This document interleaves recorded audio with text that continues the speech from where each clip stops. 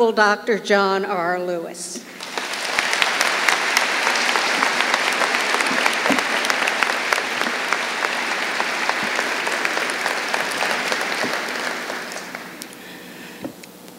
Chairperson Willis, members of the Board of Trustees, President Scott, Provost Kipp, Dr. Vickers, distinguished faculty, guests, parents, family and friends, and to the class of 2008.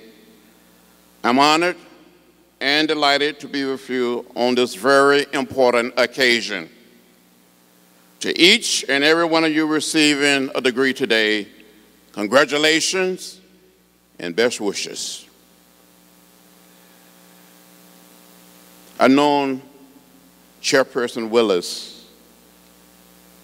Pat Willis, for a long time. He's been a friend, supporter,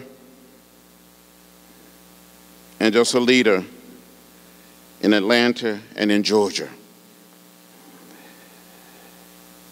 President Scott, Provost Kipp, and members of the Board of Trustees, thank you for this great honor to be honored by this great college, Marietta College. Will make me more determined than ever before to go out and continue to get in the way.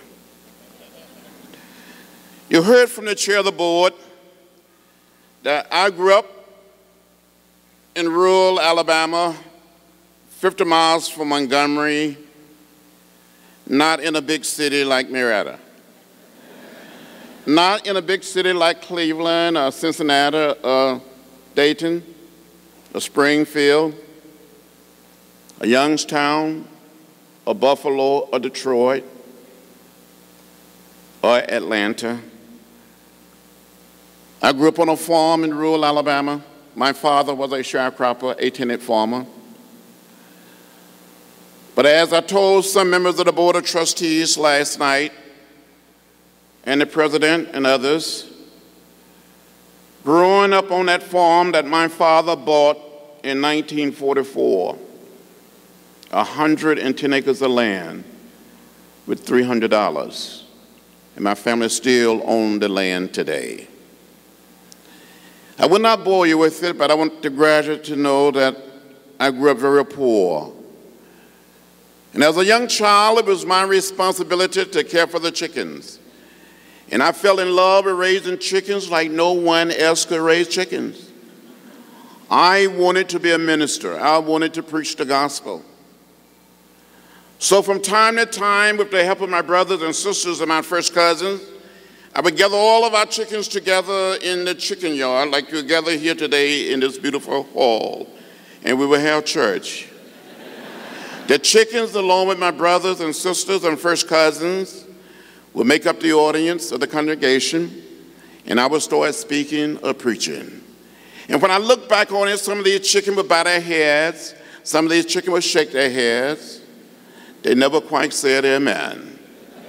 But some of those chickens that I preached to during the 40s and the 50s tended to listen to me much better than some of my colleagues listen to me today in the Congress. As a matter of fact, some of those chickens were a little more productive. At least they produce eggs.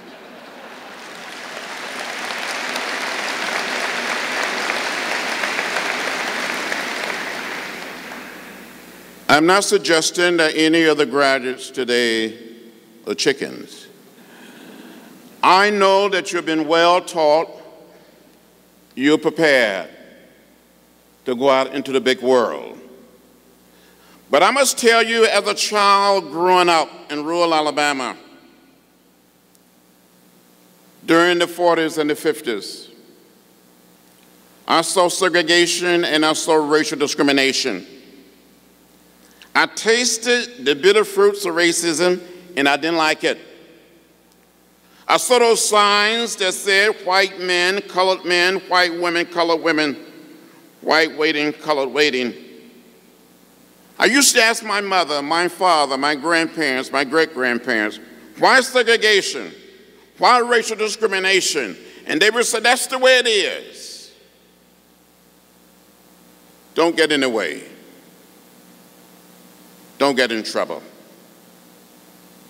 But one day, as a young child growing up, 15 years old in the 10th grade, in 1955, I heard about Rosa Parks sitting down on a bus seat in Montgomery, refusing to get up and give her her seat. I heard the words of Martin Luther King Jr. on the old radio.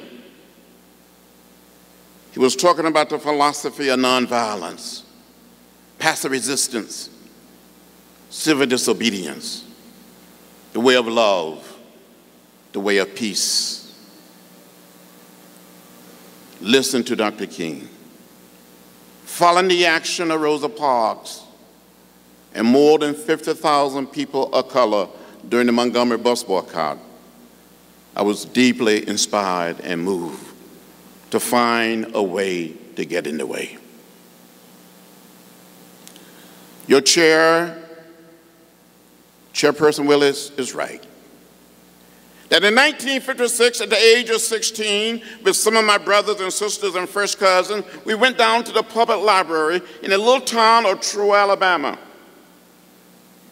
trying to get library cards, trying to check out some books. And we were told by the librarian that the library was for whites only and not for colors. I never went back to that library until July 5th, 1998. By this time, I'm in the Congress for a book signing of my book, Walking with the Wind. And hundreds of blacks and white citizens showed up. It was like a big family reunion. We had food, something to drink, a wonderful program.